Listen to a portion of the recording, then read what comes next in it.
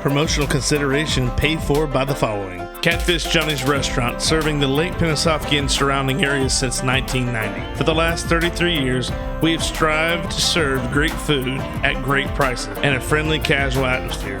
If seafood isn't your thing, our burgers or wings are the best around. We have daily specials too.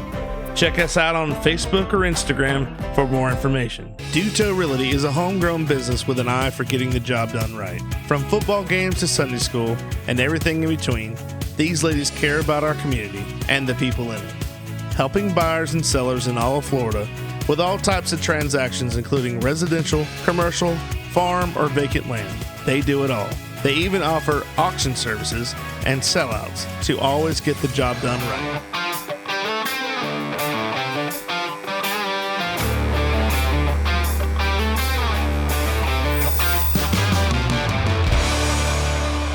Welcome back to another edition of the Goblay Show. I'm your host, Billy Goble, and today we have a special broadcast. This is going to be the best of the Goblay Show. I have had 14 guests on, and with some interesting topics and funny stories, and what I'm going to do is split them up into two segments. I'll have 7 guests, the best of each segment. So let's go from there, and we're going to start with this one. That's kind of where we started here and got here in '84 and started with actually in spring of '84 I came for spring practice and we had I think 22 guys practice in the spring. Gotcha. It wasn't many. Wasn't many. Most of them didn't think they had. Spring practice was considered optional. I guess. Yeah. Maybe we'll be there, maybe we won't. Yeah. So not mandatory. We ended up with the following year in the fall. I think we ended up with maybe 30 or 32. But it was obvious that we weren't going to make any headway until they realized we had to practice in the spring to be able to compete against. At the time, South Sumter couldn't beat Citrus. We couldn't beat Crystal River. Couldn't beat Wildwood. We couldn't beat Pasco. We weren't up to those standards, and we knew we had to practice in the spring with a full team to have a chance, and we had to establish a weight program. Right. We've got a great weight room now, phenomenal weight room. Oh, it's amazing. Well, when I got here in '84, the weight room was the chair room in the gym. The chair room was just big enough to hold some chairs in that closet. If you remember, we had a bench press and a squat rack and one bar. And that's what I guess the football team used to work out at the time. So we had to change that pretty quickly. Oh, wow. Yeah. And then they went from the gym to behind the stadium. Was that correct? Jim Catlett really helped us with that. Mr. Catlett knew we needed to establish a weight room. We'd talked about that in the interview. And the old stadium had a pad underneath the press box. A concrete pad had already been poured, but of course the cinder blocks of the stadium leaked, so the water just ran into so we had to put a false roof in, and we built some walls on it, didn't put air conditioning in. We had 2 fans in it, and it was 600 square feet. My brother and I and Mr. Catlett built it over a weekend. We put $1,000 in it. Wow. And that's what we started lifting in. So, you know what? We had some good days in there. I mean, the kids had something they could call their own, which was important to some of them. Yeah, it does make a difference. Yeah, it helped us. And it was close to the track, so we could get out from the weights and go to the track. And we had, it worked out pretty well. Yeah. Was there – so when you got here and you said, you were starting to name the teams that we couldn't beat, the program that you inherited, were you like, what am I doing? Like, wow. Did you ever have second thoughts? Like, was I sure? I'm not too sure about this. Like, maybe I made a mistake or anything. No, I never looked backwards. What we trying to do, there wasn't really a football staff there. So I was really hoping I could get some people in that could help us coach. And, we had athletes. So it was a matter of getting them organized. I mean, Michael Gainey was our first quarterback. He was a tremendous athlete, and James Lewis was one of our tailbacks. Right. crazy good athlete. Yeah. Jibo Farmer was our tight end. So we had some kid. Greg Spann played on the offensive line. We had some good players. Linwood Kelly was on that team. He was a wideout force, and we went 7-3. So we had some ingredients. We just didn't have enough ingredients. Right. We only had maybe 30 guys on the team at that time. So we had to establish the spring program. We had to establish weightlifting in the summer. And that's a challenge because kids aren't used to doing that. And of course, our kids here were used to going to work. Yeah. One of the problems we faced, of course, in the spring, most of our kids were farmers, or their parents were farmers. So they were going to either take care of hay or throw watermelons or something like that. Right. So, we had some of that we had to work through. Well, in the summer, we set our weight program at 6 p.m. so that if our kids were working, they could still come in the evenings. And that helps some. So we had to find a flexible way of getting kids in and out of there. But we had players. We had aggressive kids. We had some good football players. Yeah, what I mean by like that last question, what I meant by not necessarily the players, because we always have the talent and the kids that want to be there, but like you like my brother he was coaching out in Oklahoma, and you go from here to Enid. Or actually, he went to Colorado Springs first. Right. And he was like, what is going on? Like, when you establish something and you have something that's a well-oiled machine, and this is how we do it every day. Yeah. And you go out there and they haven't won a game since the last Bush was president or something like that. It puts a damper on your decision making. Like, what do I got to do to change this? You have in our situation, it was more like, what do we need to do next? We established spring. What do we need to do next? Well, now we got to establish summer. What do we need to do next? Well, we've got to get better in the weight room. What do we need to do next? Well, we need to start a weightlifting team. So there was always, what do we need to do next? We need to make our field better. We need to make a nicer field. What do we need to do next? We need to incorporate every kid who can play football, try to get them to come out and play football with us. So there was always what can we do next to build this? There was always something that we could do to get better. Right. And I spent a lot of time, a lot of energy fixing what we could do next to get to that possibility. Right. You can't look backwards. I mean, you really can't. I mean, if you look backwards, look at things you did wrong, which we always do at the end of a season, look at things that didn't work and throw them out. But you got to be forward thinking. That's no doubt. Yeah, I think once you get some type of system going, then you pretty much can continue to roll in that direction. Yeah. And you're always looking to get better. I mean, you can look at. I mean, I wasn't around. I was around, but I was young. Your first years, couple years, I didn't. To be completely honest, I didn't know anything about Raider football till I was probably in middle school. Yeah. That was, when Boo was there. And that's all I heard.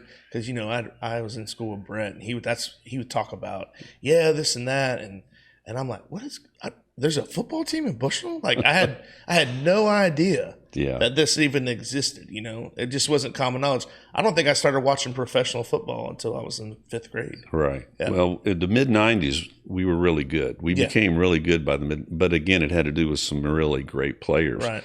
But those guys really pushed us up a level. And it's just a really neat group of, Joe Freeman, Perry Mobley, John Ryan, Josh Davis, Chris Harrelson, Quinn Williams, Fred Williams. Yeah. Those were all really good players before Boo had even started playing yet. Right. Or he started playing about 92. Right.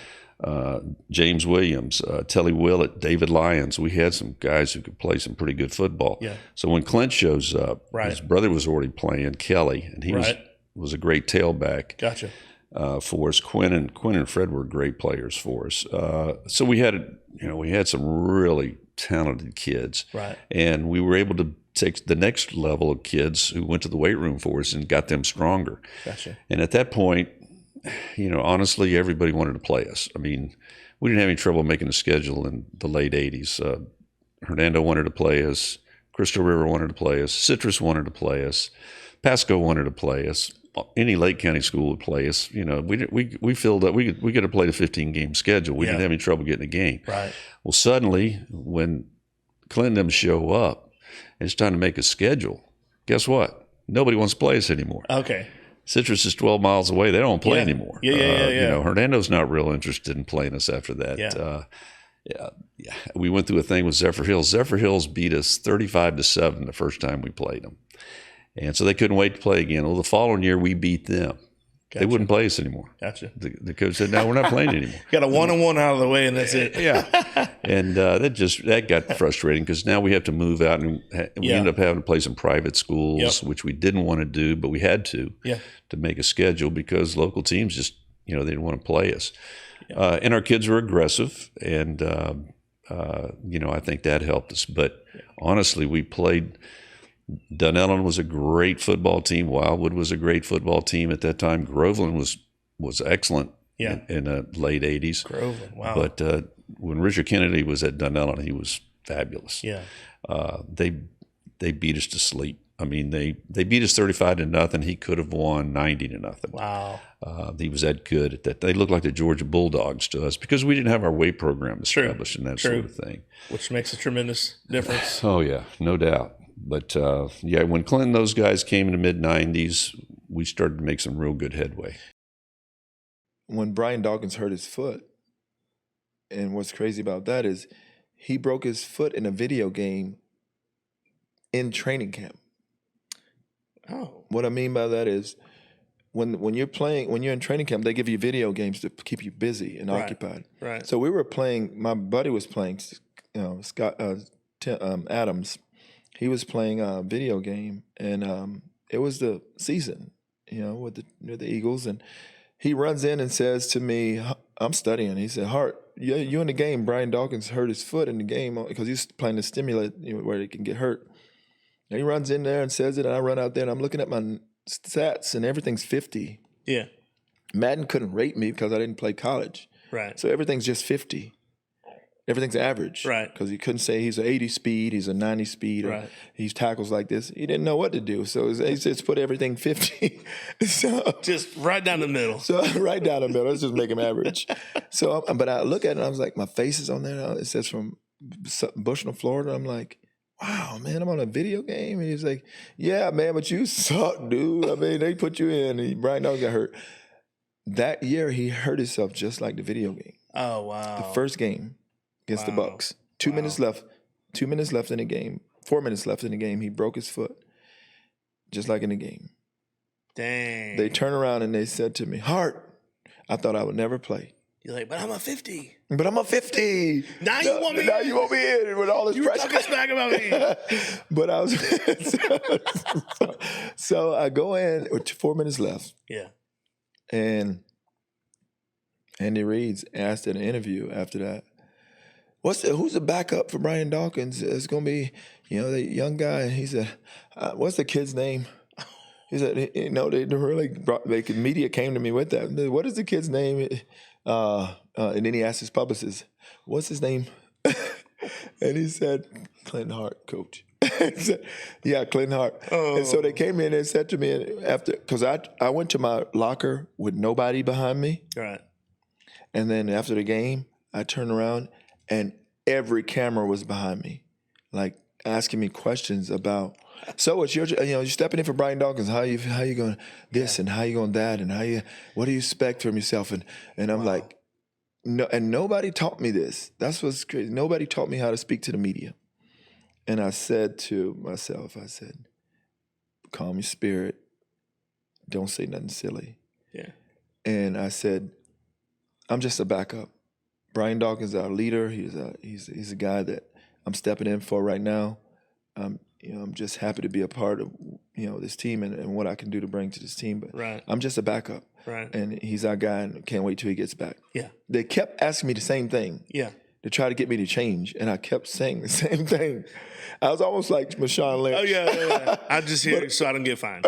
Yeah, but I said it in a way that it made him respect me. Right. And then he started coaching me. Yeah.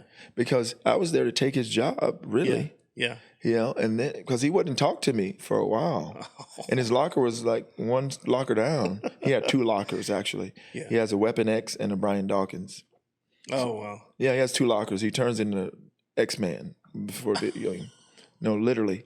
If you Does he lay his clothes out like Dion used to? no, but he has a locker with looks like a dead person on the ground. He lays his socks, his pants out. He has a locker that has claws in it and figurines. He thinks he's super. He literally turns into that. Wow. He has a locker called Weapon X, and then he has Brian Dawkins. After the game, he turns into Brian Dawkins. During the game, he's sitting in that locker. So if you ever watched him come out before a game, he comes out like a Wolverine, like crawling, like out of the tunnel, full speed. So when I saw that, he really took me like, it really blew my mind. I was like, right. And this guy is a Christian. I have the utmost respect for him. Yeah. You will not hear him curse. Yeah. I've never heard him curse. Oh, wow. I've never heard him swear. Even in the meeting, even with the DBs, and he's getting us hype, he never used God's name in vain, nothing. He says stuff that makes you confused if you're playing football. He'll say, "We're going to do this, gosh dog it." And I'm like, yeah. Yeah. You normally hear people cursing. Oh, yeah. Gosh dang it. And it's like, yeah. But you respected him for that. Right. Because of what he said, how he dealt things and how he lived. He lived it. Yeah. He literally lived that. And when he prayed for the team, he prayed for the team. It was almost like the room started to move. Right. Well, I've seen video and I've heard that after you do so many like hype speeches, because you do it like 5 or 6 times before the game starts, because you do individuals and in positions and whatever. Yeah. And they said like Ray Lewis, I think it was. He's like, by the time the game started, he was like, "Pop the trunk on 3," and you're like, "What? What is he talking about? Pop the trunk on 3? What's in the trunk? What's in the trunk?" So I mean, I get it, but you know what I mean. It's funny how everything's so different, and people don't even notice about me. I was a defensive captain. Yeah, and I broke down the team. Oh wow! I was in the middle of the team. I was getting the team hype. Yeah, teams like, I'm just Clint Hart from Bushnell, Webster. Yeah. And they got me in the middle of this team, getting all these grown men. Hype. Come on, Hart, get us up. And I'm like, so that's where that's what led me to do what I do now. Right. It's like to motivate people. Gotcha. People. I get that. That makes sense. It goes, it is. It's like it goes hand in hand. Yeah, these grown millionaire men. Yeah. That make way more money than me. Yeah, they need to be pushed. They need to be pushed by me. Yeah. So here I am jumping in hype, jumping around, and I'm getting them hype. Same thing I did in high school. Yeah. Getting us hyped in high school. Yeah. Now I'm getting them hyped in there. So now I got to get my group hyped in my gym. So it's transferred. You're going to have to, before you start one of your sessions, you're going to say, "Pop the trunk on 3. Pop the trunk on 3. They go like, what? Who's in the trunk? What is he talking about? Especially these ladies. Who's in the trunk? Yeah, I'm going to go check my trunk down. Susie, I'm going to. What's he having? So let me ask you this. Like, when you were in Philly, what were some things that, like, how did it feel? First time ever out there, like you're starting your first start. So the game after Dawkins gets hurt. Who are you playing? What's it like? I think we're playing the Giants, but he came to me and he said, "All right, you coming out for me? You got to give him something." Yeah, and I'm like, dude, because I'm getting called out the last person because he was the last person. So here I am, the last person that comes out.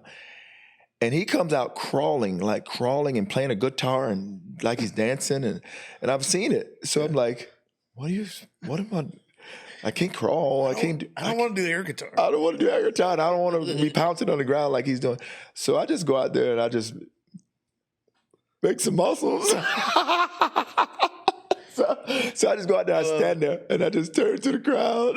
I didn't know what to do. Yeah. Because I didn't want to overshadow, like I was trying to do too much. Yeah. I'm like, I can't get out here and try like I'm trying to outdo Brian Dawkins. Right. So I'm just gonna go out here and make some muscles. Like, hey, listen, I'm strong. Right. I think. I hope I do the part. I hope I do the part. I will let you down, Brian. Yeah, I'm 55 now. I'm not 50. I'm starting. You're trying to establish this program at the middle school, and you got Coach Sherman's offense. Did you kind of put anything of your own in there? Or well, I think every head coach likes to do a couple of their own wrinkles. Right. And, you're always, right. You always do. I stay true to the base stuff. And then I tried to, as I got older, I did a couple different formations, but it was still kind of the same terminology and stuff like that. And it's like anything else. There's things that you like and things you scrap, and you look back at it. So we're just trying to build a coaching staff then, like regular people there. And that started to happen in 98. We had a guy come in, Big Daddy. Big Daddy. Yep, Roger Ricard. Yep. And then Coach Moore came in also because he had Lester at high school. Yep. Corey. Yep. And Corey played for us. And then he helped out along with Robert Martin. He was like our linebacker coach who played for South Sumter. Okay. And so that 98 season, we had 4 coaches, steady, regular. We're going to work. And so you could work position groups and that kind of thing. And that started getting the ball rolling. And then we had that great group in 98, and that was with Earl Everett and Garrett Norris and Ben Moffitt. Earl Everett and Ben Moffitt on the same team. Are you kidding me? Earl was a grown man by the time he was in middle school. And Shea Bass and Shane Price and Manuel Vera. I coached Vera for about 10 years straight. And what a great family. Oh, yeah, no doubt. And Manuel was cool. And Shea Bass, Joey Thompson was our quarterback. Joey, yeah. And he was a good guy. I don't know if there was a better leader that I ever coached. And it's sad because Joey probably was as big as he ever got his 8th grade year. He's probably 5'10", 175 as an 8th grade. I'm not sure if he got much bigger than that after that. But gosh, he was a great middle school quarterback. So we go undefeated for the first time ever that year. And that was a huge deal. That was a huge deal for our program. And like I said, it wasn't anything I did. It was just amazing, talented kids that allowed that to happen. Funny story with that year is we beat everybody pretty handily. That defense was just mean and awesome. And so we're playing against Powell, the final game. And as a young coach, they haven't won a game and they've been getting whooped by everybody. So we don't take them seriously. We play around. I'm doing 7th grade versus 8th grade games that week and not preparing. We only beat them 6-0. Oh wow! And almost gave away the undefeated season. And I learned a big lesson that we're gonna treat everybody the same, every opponent the same way, and we're gonna prepare the same way every time. Right. And so, luckily that didn't happen that year. Right. That would have been tough. That would have been tough to fix. Because you got something going, and on something like that, you're like, I know, like the perfect season with the Dolphins in the Super Bowl where the guy messes up the kick, and they're like. Everything that could go wrong on that play did, and then they're like, "Oh man, if you would have lost that game for us, we were going to kill you." It's like, I don't know, those players, they don't realize that, Yeah. So do you think that season, your undefeated season, that was that happened? That was their 8th grade season, right? Because, they were 8th graders. Because like I was telling Coach Sherman.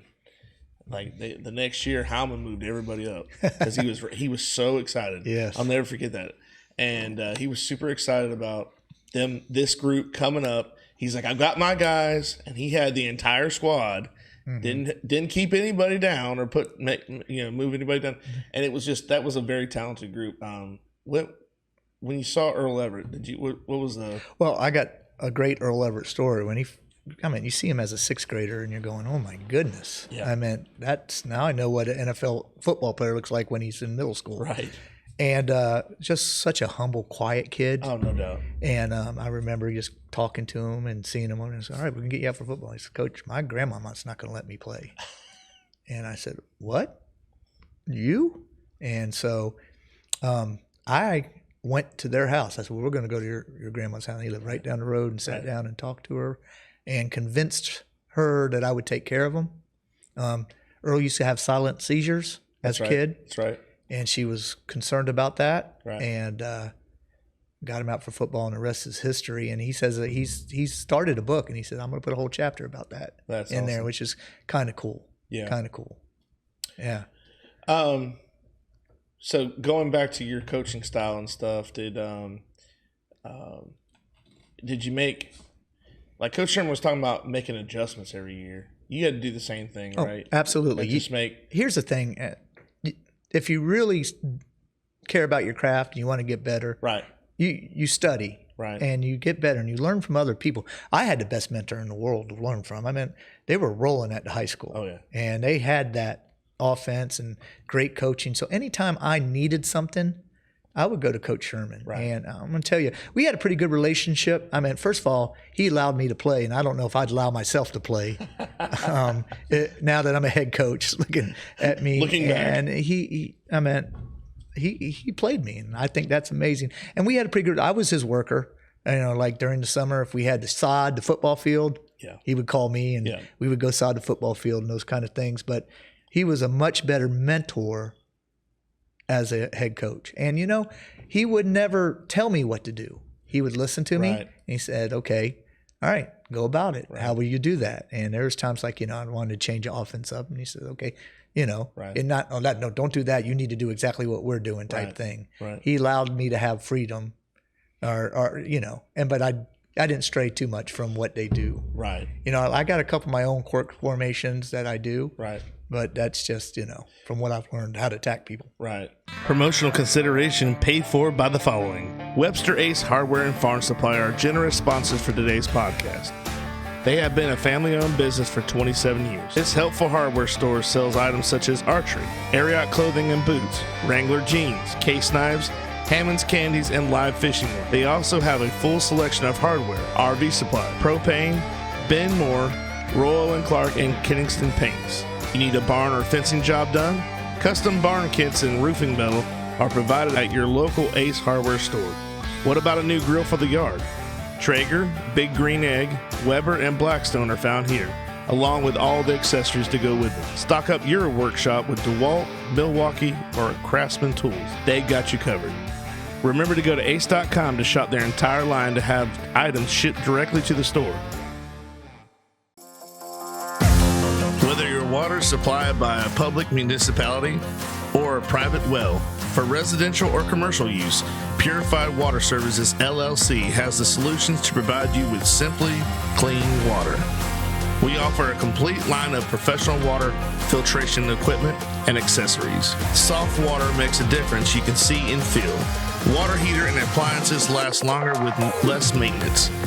Iron and H2S filters eliminate iron stains and offensive rotten egg odors and protects your water softener equipment from iron fouling.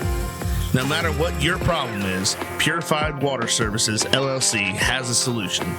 Contact Kenny Williams at 352-446-2709. You know, it was our time. Did you have any that off season between your junior and senior year? Was there more? Obviously, there was more emphasis on it because it was your last. This is going to be your last year. So you put in more work for that, or did you just?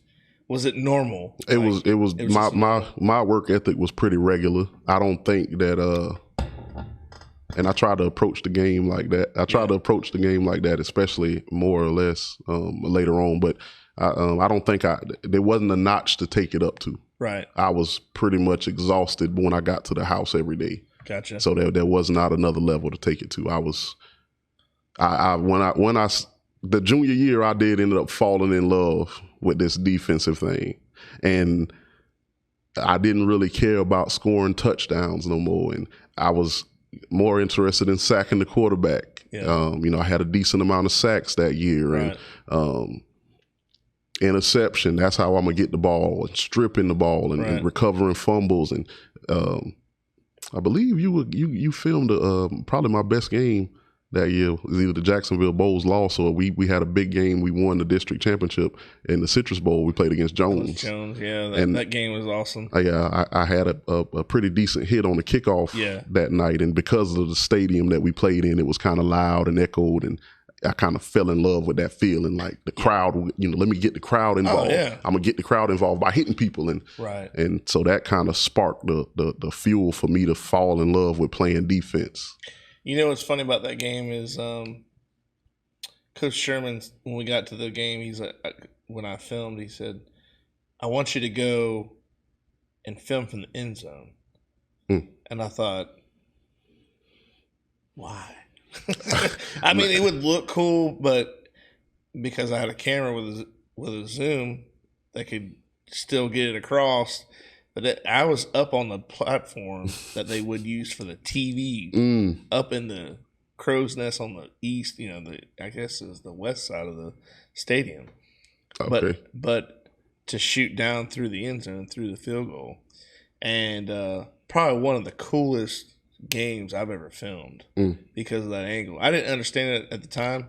Yeah, from a player and a coaching standpoint, that end zone copy is just different. It is. It's different. You can see feet, you can see alignments better than, because when you got the side angle, you can't see the splits. The splits. You can see like I said, hand down. You can see. You can just see better from the end zone. He had Mr. Dietz filmed from the center up in the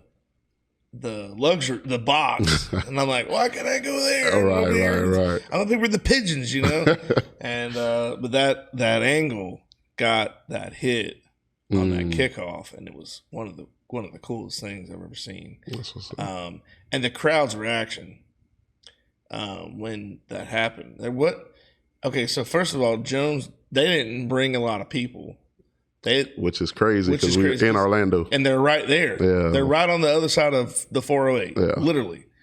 But they didn't bring a lot of people, or people didn't come to the games. And so we brought our crowd, but you're in the Citrus Bowl. Right. Which is you're not going to fill that lower bowl at all. I mean, the state champions are there, and they were there, and they didn't even fill the lower bowl. You know what I mean? Like you get a couple thousand people in there. That's not enough people. So just that little bit of crowd when that happened, just the reaction from way up there, I was like, oh man, like I can't imagine being on the field when it happened, but being up that high, I could hear it. And I've got the 408 behind me, cars, and it was crazy. Yeah. But that one of the coolest games I ever got to film.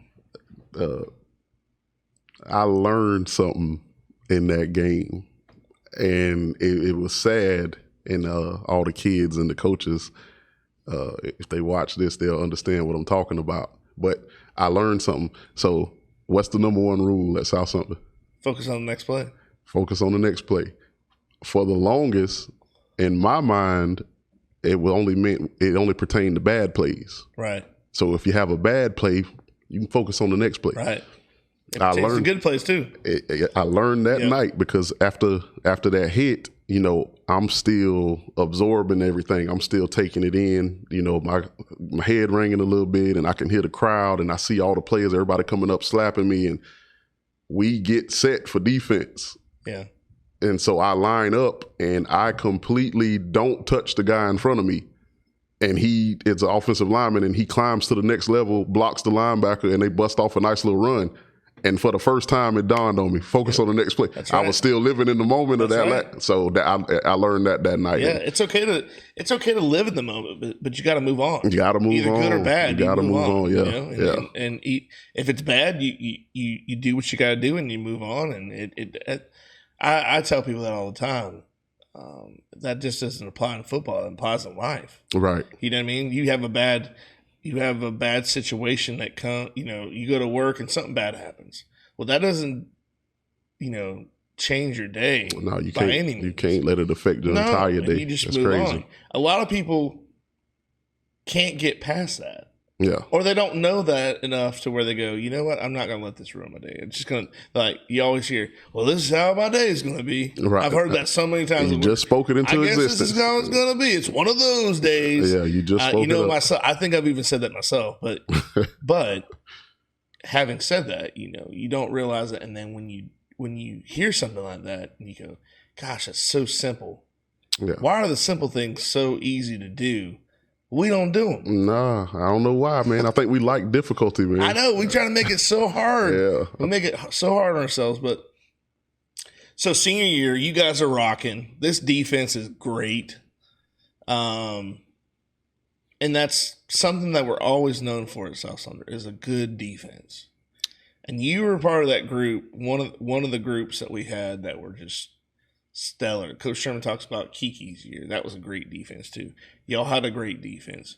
It was one of those things where, you get the final pieces where you want them, and it all comes together. And it's like, you didn't want to play defensive end right away, but you realized you were good at it, and you were needed at that position. And that's another thing a lot of people can't get by is, I don't want to do this because that's not what I want to do. Right.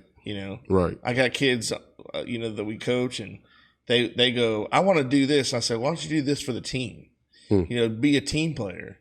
And then when they do something that benefits the team, you can see that light switch go off and go, oh man, that's what he was talking about. Yeah, it's some of the most unselfish people on the team are like offensive linemen.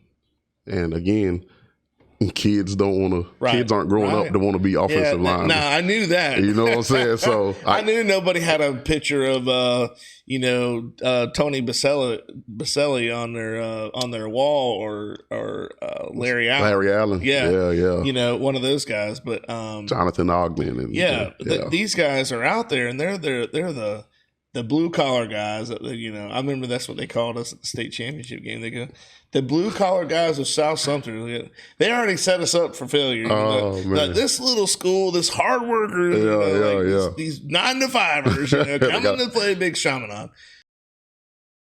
I don't know how long I helped coach. I think it was 6-7 years roughly. I probably was on staff, so to speak, that helping Coach Sherman, but those are times of my life. I mean, that's, Yeah. But I mean, not everybody can run on the field and give the cutthroat sign. Well, everybody knows, Billy, that I'm a very passionate individual, and I love competing. Well, okay, so just to shine a little light on that story, I did not do that intentionally. Yeah, you did. It's okay. I'm okay with it now. Yeah, I really am. I'm totally fine. Golly. I was instructed by Coach Sherman. He can tell you the same thing. He may not say this directly, but he'll own up to it one day. He told me, if there's ever anything that happens after a game, film it, because you never know. You never know. And so for those of you who don't know, we played Jacksonville Reigns, and it was a tough school to play. And I don't think we were picked to win, were we? No, we weren't picked to win. It was an absolute upset. It comes down to a final play, and we stop them. I think they go to pass and Keanu knocks it down. Kiki knocks it down, and we just go crazy. Well, I'm up filming. I pan over just in case. I don't know what's going to go on next. And I see this staff member run across the field and giving the cutthroat sign. So, I mean, it was all in competitive nature. But it was. But see, what people don't realize is that before that game got started, Jacksonville Reigns was outside their locker room, coaches included, just, hammering us. And then they were on the other side of the 50, hammering us, talking junk. Pre-game.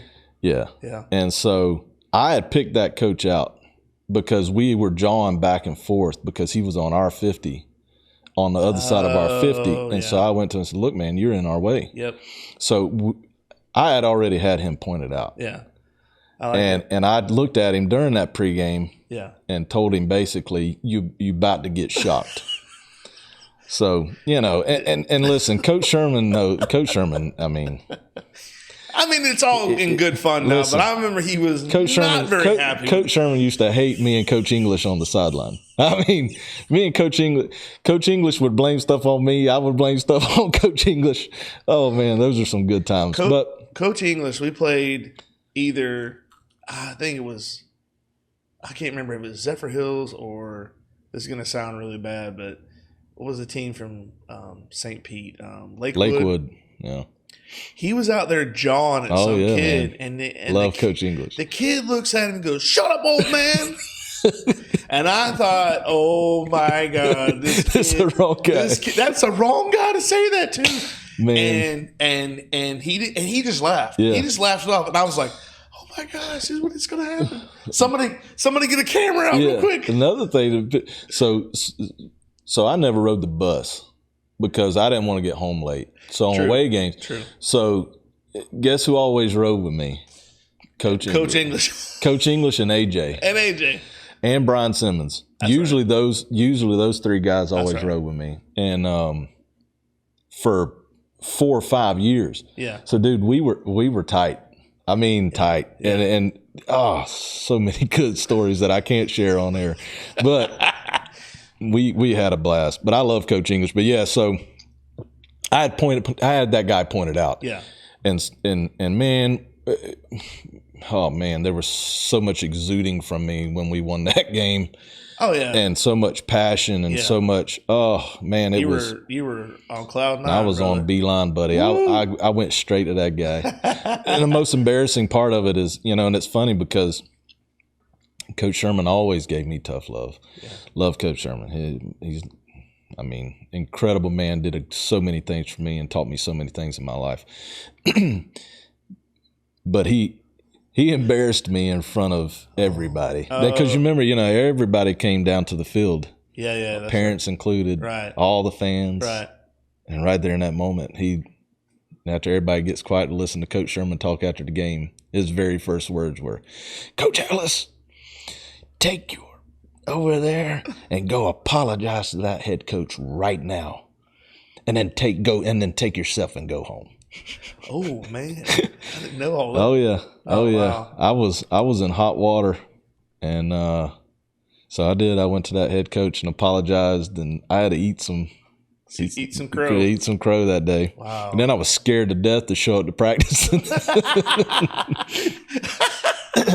gonna make you run to the tree. Yeah, run to the tree or do up downs or something. I was like, well, I don't know what I'm in for, but. Yeah, so. But obviously it was all good after that. Oh, yeah. Well, I mean, of course, they all laugh about it now, including Coach Sherman. And to this day, it's one of the, Yeah, I'm about to find that video. Including all the guys, Chance and D-Dub and all those guys still talk about that. Yeah. Like Darian could talk. He taunt people on the field. So, but but I was known for that. That's what I was known for. Promotional consideration paid for by the following: Pat's Taps at Catfish Johnny's. Pat's Taps is Lake Pennsaukena's newest tap room, offering 14 rotating craft beers on tap. We also offer bottled domestic beers, seltzers, ciders, and wine, as well as a variety of appetizers and pub. Our family-friendly tap room is a great place to come hang out and enjoy some one-of-a-kind craft beer. You can find us on Facebook, Instagram, or the Untapped app. Is the exterior of your home or business covered in dirt, mildew, or mold? Driveway or walkway stained? Pressure King can make your siding, deck, vents, and concrete look new again with no damage. Pressure King has cleaned the exterior of houses and businesses all over Sumter County area. Usually it takes less than a day and costs less than you would expect. Call AJ at 352-457-7209. Lindsay Vanderwall Photography offers natural light photography for any occasion. With over 10 years of experience in the industry, we promise you professionalism and quality photography always. Affordable pricing for weddings, sports, family, and senior sessions. Contact today to book. Let me tell you, Boone, his dad, James, you talking about every time? Okay, we used to call him. I still call him Scoop. And I'm not quite sure how he got that name. My dad used to call him Scoop. I think it's maybe if I might be wrong, but his grandmother probably gave him that name because he playing baseball when we were little. But you talking about power? James hit a home run dead center, and I don't think it ever landed. Yeah. I mean, it was just you're talking about power. I don't know if you remember Tater Jackson. Mm-mm. Tater, he's no longer with us. Rest in peace. But he hit one over the lights one night. I'm talking about a moonshot. Yeah. And these guys. So this is my favorite Tater story. Okay. Terrence Jackson is his real name. Well, we call him Tater. Center Hill baseball field. Mm-hmm. Okay. He hits a shot over City Hall, over Virginia Avenue, and hits that. I don't know what church that is. It's like a Presbyterian church. Mm-hmm. That little bell tower. Mm-hmm. Hit the bell tower, bro. That's a bomb. And he was 10 years old, man. 10. Was he a lefty or righty? I can't remember. All I remember is I think he was a righty. That's a I bomb. want to say he was a righty. Because y'all used those bats back then too. Yeah. They were hot. Yeah. Yeah. Ryan Shirley said he was standing on second base, and he just watched it go over his head. It was something I'll never forget. Something I'll never forget. It was one of those things where you're like, oh my gosh. Yeah. It was magnificent. And you knew, that's what I mean by talent. We have the talent around here. Yeah. I was joking with Killing, always talking about the well water in Webster. Yeah. And now they ought to bottle it, you know, and sell it. But talking about parents and how they get, you know, these kids that I played with, like Tater and James, you know, they got that. They had to have gotten that from their parents or their grandparents, and then they just keep passing it down. Hard work equals success, and you know you can't stress that enough. But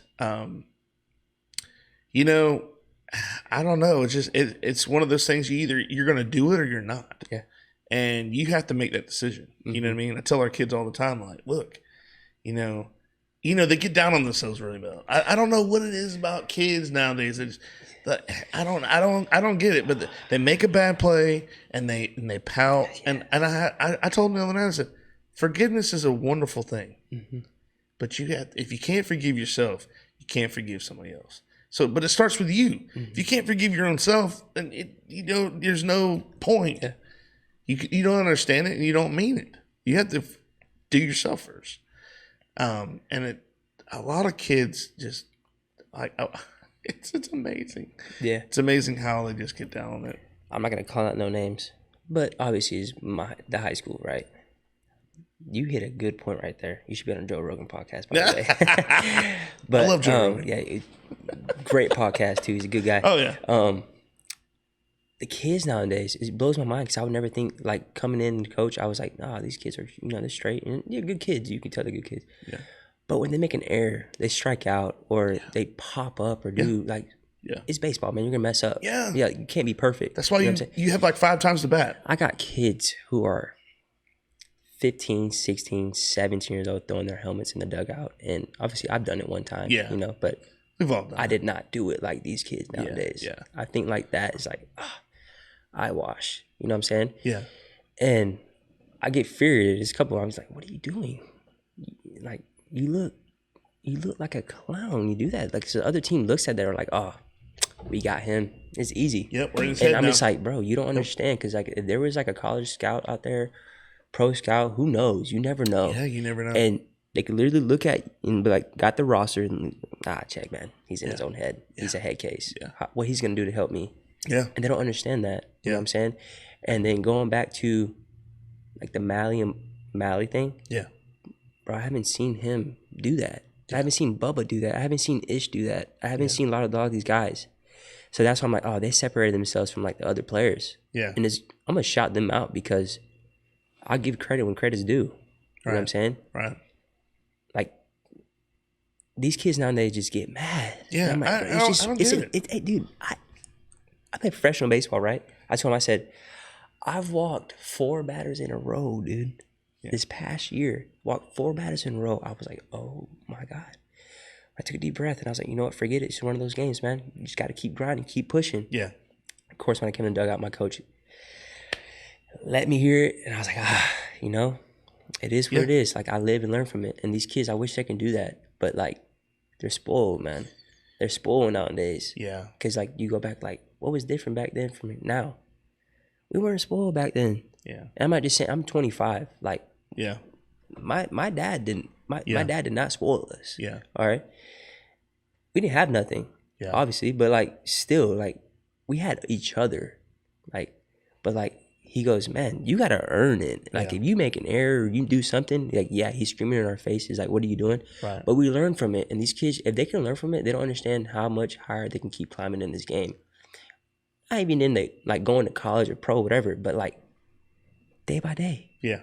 But they don't think about it. And the parents don't think about it. No. And I wish I can, like, go out there and have 300 of them out there and I talk to them. Like, hey, y'all get mad when y'all make an error. Yeah. Those guys in the pros, they make errors.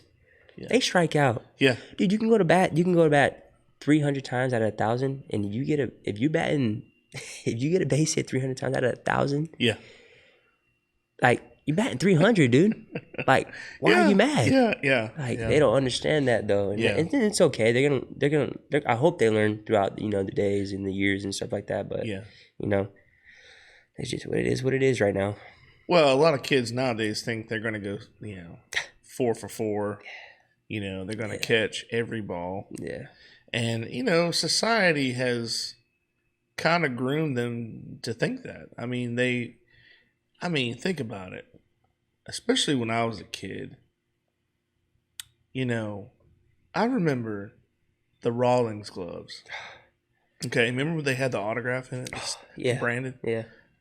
Bro, I had Kirk Gibson. I had no idea who that was. Yeah. But if you you ask me now, I know who Kirk Gibson is. I'm 7, 8 years old. I don't know who Kirk Gibson is. Mm-hmm. I wasn't a Dodgers fan. Mm-hmm. And that was back in the 80s. He was, he's infamous for doing the running around the bases. He hits a home run. Mm-hmm. Mm-hmm. Didn't know who it was. I wanted Nolan Ryan. I knew somebody had a Nolan Ryan. I was jealous. Yeah. But I played.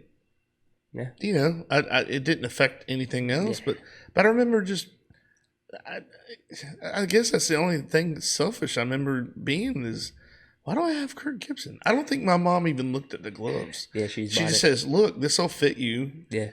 And didn't even realize, I can't imagine them costing any different. Well, the Kirk Gibson was on sale. I can't imagine that. I just think she didn't know who he was either, and it's not like my dad shopped for it. So he was like, but I'll never forget. I'm like, Kirk Gibson? Mm-hmm. Who's this guy? Yeah. Who's this bum? Yeah. Everybody else had, like I said, Nolan Ryan and Bo Jackson and all these other guys. And I'm like, I want to be like that. Yeah. I want to be like that guy who's got the cool glove, Yeah. I forgot to ask you, did you ever have a favorite player growing up? Football player? When I was young, Reggie Bush. So you did like Reggie Bush all the way. Okay. I know you mentioned him, but I didn't know if that was your favorite or you just What's really funny is so I like Reggie, and then after he left, I kind of took to liking Oregon just because you're a little kid and you like the uniforms. And my dad and brother were always like, "You're never gonna go to Oregon. Like, why do you like Oregon?" And then when I got the Oregon offer, I'm like, It's just funny how God works like that. Yeah. I think Coach Sherman told me about Kiki wanting to go to Oregon, and he went out there for the Nike thing. And that's a long flight, dude. You realize how far that is? You're like, oh my god, 6.5 hours, 7-hour flight, dude. When we flew to Vegas, it was like 4.5, 5 hours. I'm like, that's enough. Mm-hmm. I can't.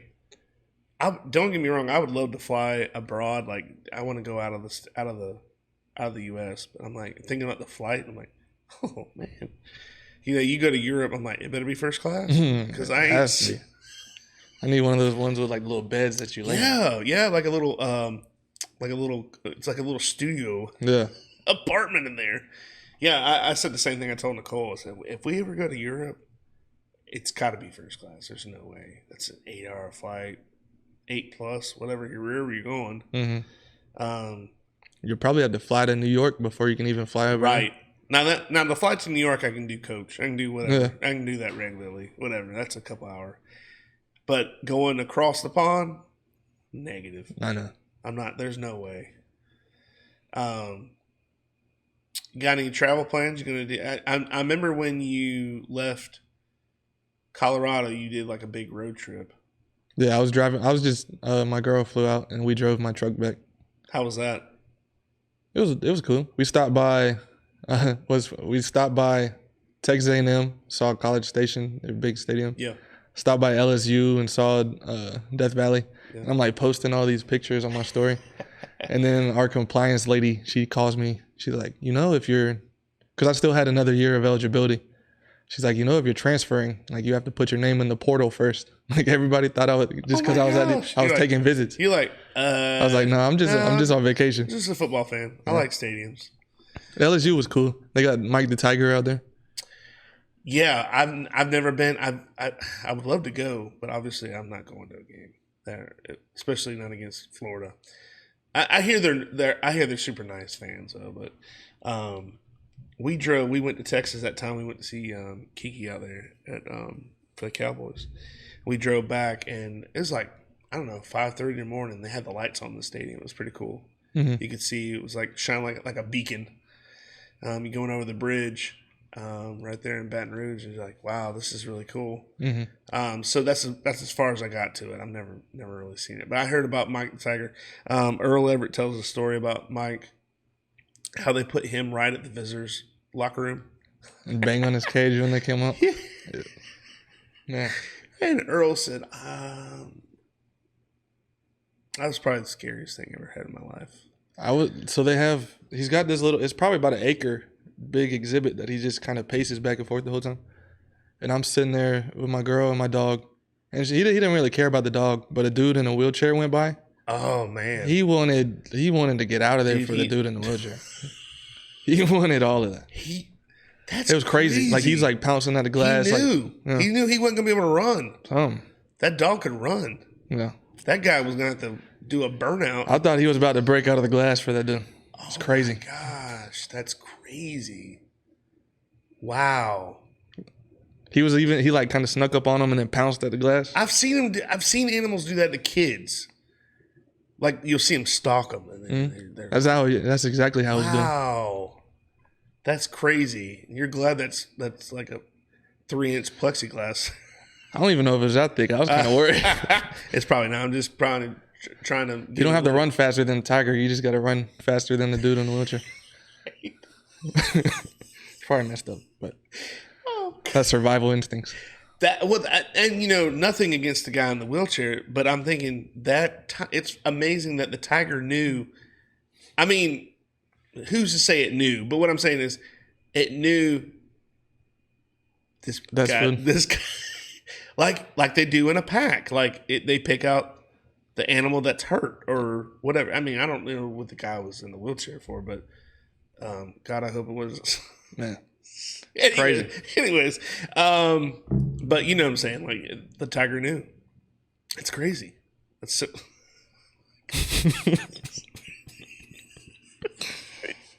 You got me thinking about this tiger now. That guy's like, oh God. It scared him because he saw. Wait, was it a wheelchair? Or was it like a wheelchair? Okay, dude. If he would have the little stick, dude, you just can't get away from. You can't outrun a tiger, anyways. You're done. Yeah. You can't outrun him even if you're like an athlete. I mean, standing on all fours, they're like this tall. It's a big dude. Have you ever seen the video where the guys are on the elephants? This is no joke. I don't know if you've seen it or not. It's on YouTube. Guys are on elephants. They got to be somewhere in Asia. And you see this tiger come through the tall grass, and the Joker comes up at him. Mm-hmm. Like full, like Michael Jordan, kind of. and they're like whacking them like, dude, you're done. Man. You're done. You can't go anywhere. Where are you gonna go? We had a question, like our social media girl would ask us like questions coming off to get content. And one of the questions was, what is the biggest animal that you think you could take down, like with just your hands? Yeah. And somebody said a tiger. I'm like, you're crazy. Like a koala bear, maybe. Like with just your bare hands, like no gun, no nothing. You're not taking down a tiger. Somebody said a crocodile. I'm like, you're crazy. What do you think?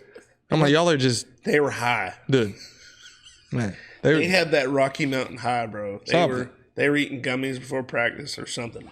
There's no way. With just your bare hands. I'm like, you're crazy. Dude, you're not even taking down a large dog. Like a German Shepherd's going to kill you. Yeah, just look at a deer. You ever seen the videos of a deer coming at you in the woods? Yeah. If you look at my dad, he's got a little butt chin right here because he got hit with a deer hoof. Oh man, he got struck by a deer. Wow, that's hilarious. Yeah, he's got a little butt chin next time you see him. Selling them out. He's gonna hate me, man. Mm-hmm. I'm like, hey, what happened right here? Then just walk away after you say that. Yeah, like, hey, I know. Oh, dude, that's hilarious. How's your dog doing? She's great. I love her. Yeah, I missed her the most. Male or female? Female. I didn't think of it.